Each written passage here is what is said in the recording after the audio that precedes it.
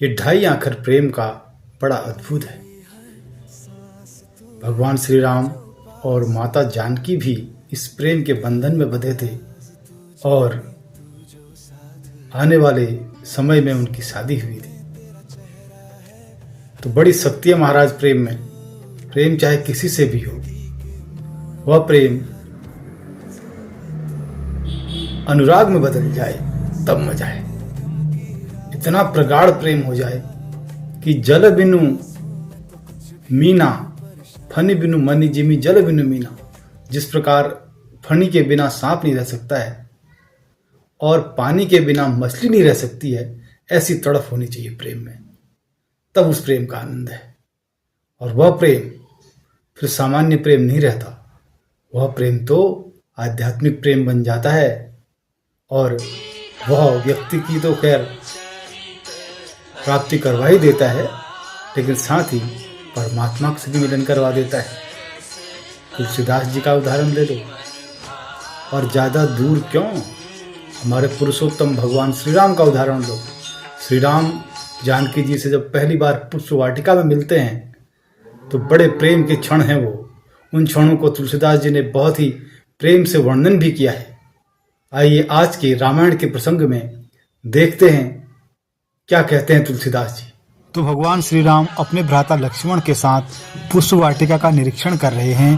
बागु तड़ागु बिडो की प्रभु हर से बंधु समेत, और उस बगीचे को देख करके अपने भ्राता सहित काफी प्रसन्न हैं।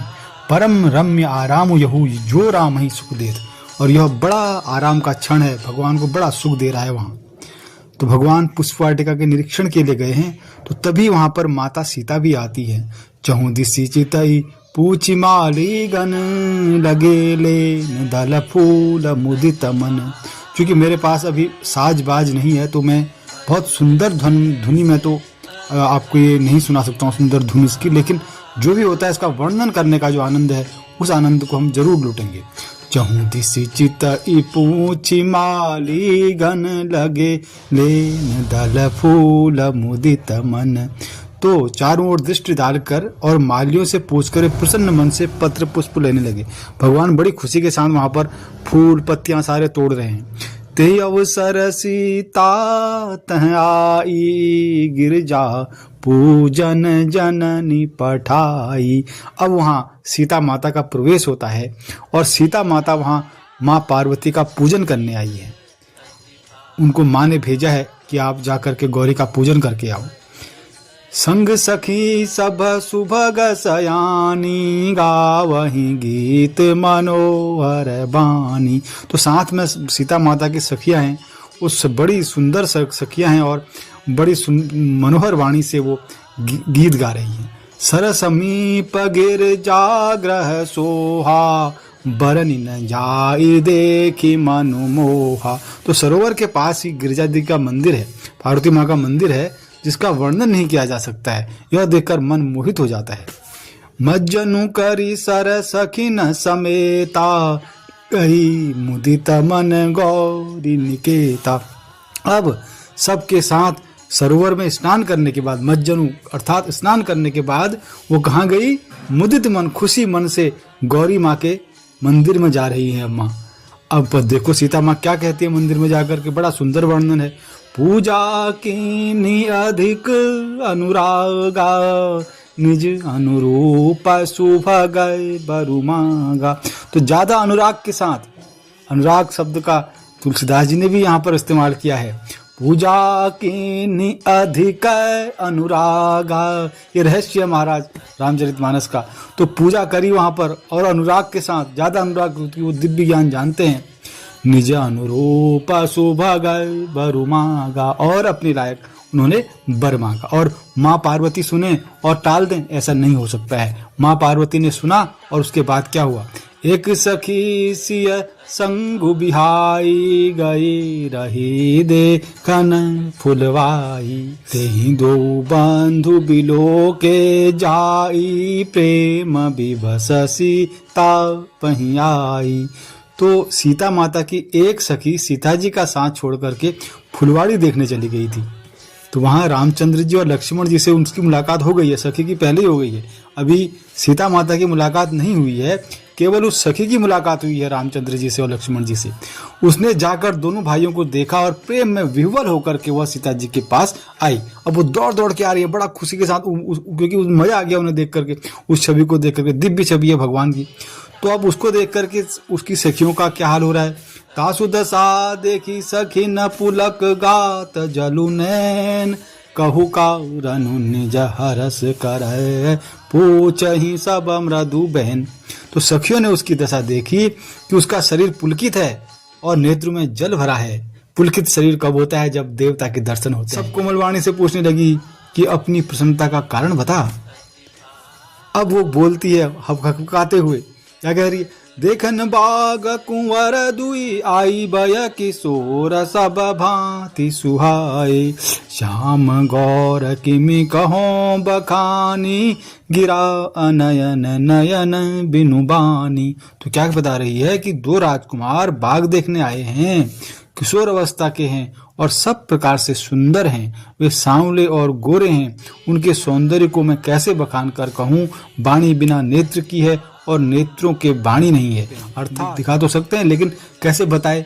वाणी बोल तो सकती है लेकिन कैसे दिखाए? तो मैं असमर्थ हूँ, न तो अपनी वाणी से न तो अपने नेत्र से।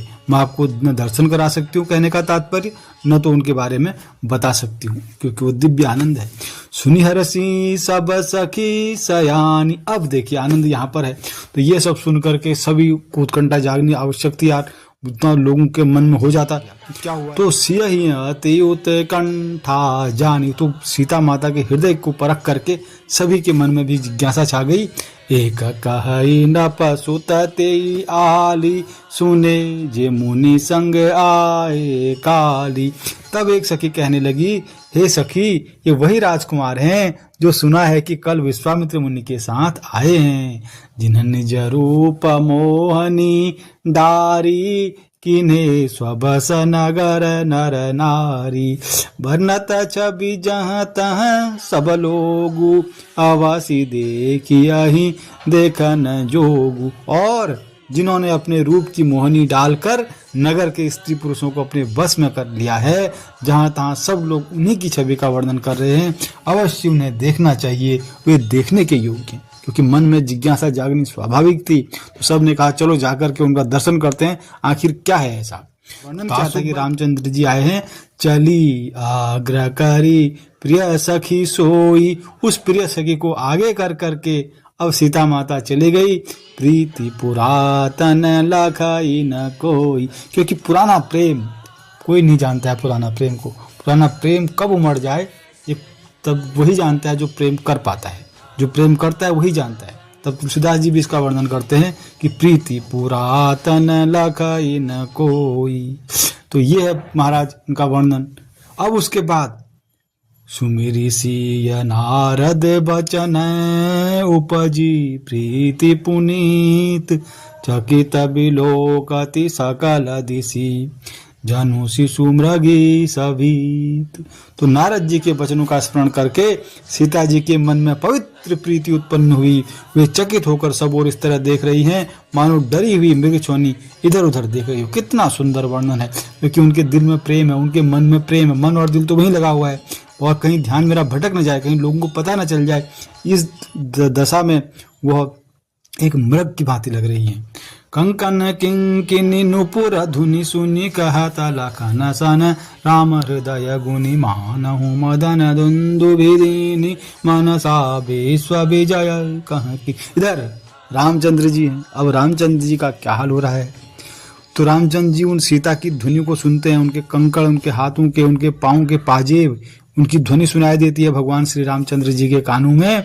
तो कंकड़, करधनी और पायजेब के शब्द सुनकर श्री रामचंद्र जी हृदय में विचार कर लक्ष्मण से कहते हैं, मानो कामदेव ने विश्व को जीतने का संकल्प करके डंके पर चोट मारी है।